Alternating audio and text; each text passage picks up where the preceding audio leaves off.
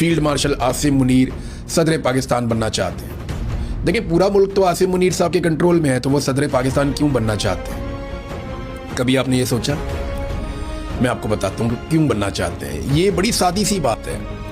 आसिम मुनीर साहब कुछ भी कर लें, पाकिस्तान को जितना मर्जी कंट्रोल कर लें, डोनाल्ड ट्रंप से जितनी मर्जी तारीफें करवा लें, लेकिन उन्हें आलमी सतह पे महज़िब ममालिक में कभी भी एक सरकारी मुलाजिम से ज़्यादा प्रोटोकॉल नहीं मिलेगा।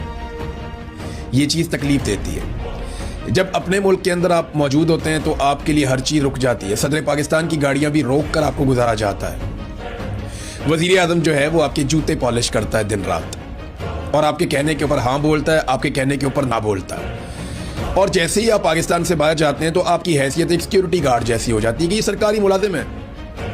यूरोप में आप चले जाते हैं तो आपको सरबराह मुमलिकत वाला प्रोटोकॉल नहीं मिलता, क्योंकि आप पाकिस्तान में जितना मर्जी गंद मार लें, यूरोप में, अमेरिका में, बाकी ममालिक में जब आप वहाँ जाते हैं तो वो आपको वैसे ही ट्रीट करते हैं जैसे एक सरकारी मुलाजिम का प्रोटोकॉल है। तो ये दिल में ख्वाहिश तो जागती है ना कि इतना सारा कुछ करने के बाद भी मुझे वो इज्जत नहीं मिलती जो ये इसको मिलती है, आसिफ अली जरदारी को या शहबाज शरीफ को। तो अगर एक आईनी ओहदा साथ में लग जाए, वैसे तो इन्होंने अपना ओहदा भी आईनी कर लिया कि अब अगर आर्मी चीफ को आपने हटाना है तो आपको 2/3 अक्सरियत चाहिए होगी। वैसे ये भी एक मजाक है, ये तो वजीर आजम का अपना इख्तियार है कि वो जब चाहे आर्मी चीफ को तब्दील कर दे। अभी अमेरिका के अंदर उनके वजीर जंग ने, पीट हेग्सेथ ने, वो अपना चीफ उन्होंने बदल दिया। किसी ने, अपोजिशन ने, हुकूमत ने, किसी ने आवाज ही नहीं उठाई। उन्होंने कहा ठीक है भाई, इसका इस्तेहकाक है, इसने बदल दिया। पाकिस्तान में आर्मी चीफ इतने डरे हुए हैं कि उन्होंने अपने आप को मजबूत करने के लिए एक तरीकाकार अडॉप्ट किया और अब अपने आप को एक आईनी किस्म का बंदा बना लिया कि आप 2/3 अक्सरियत के बगैर आप मुझे नहीं हटा सकते मेरी सीट पे से। तो कभी के दिन लंबे और कभी की रातें। तो मामला यह है कि वो बनना तो चाहते हैं सदर, आर्मी चीफ भी सदर बनना चाहते हैं। अब जो एक और खबर है कि 28वीं आईनी तरमीम आ रही है। ये जो 28वीं आईनी तरमीम है, इन सबको डर है कि अगर इलेक्शन आ गए तो इसको अगर हमने तब्दील ना किया हुआ ना तो इलेक्शन में हम फारग हो जाएंगे। अब सारे अपना अपना अंदाजा लगा रहे हैं कि हम इसमें क्या हासिल कर सकते हैं।